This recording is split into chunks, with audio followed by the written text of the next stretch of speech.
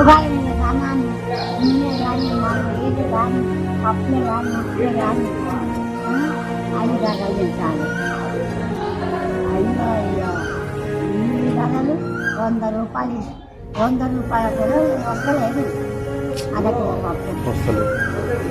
ఎక్కడ వస్తుంది? ఆయన 100 రూపాయలు తీసుకొని మార్కెట్కి పోతే సగలం వచ్చేది. నేను చెప్తున్నాగా కల్దాలు పైసలు తీసుకుపోయి 12 సగదాలు తెచ్చుకునే కల్దాలు పైసే ఆ పైసలు ఎక్కడ పోయిందో టూట్ పైసలు ఎక్కడ పోయిందో రూపాయికి 2 చీరలు అప్పుడు రూపాయికి 2 చీరలు అయ్యా ఇప్పుడు 50, 60 రూపాయలకు కింద బియ్యం ఏంటి బీపించు.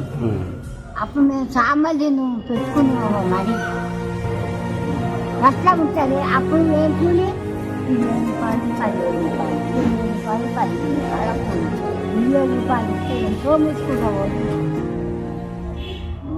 ఇప్పుడు అలా 100 మా సాధనైతే లేదు.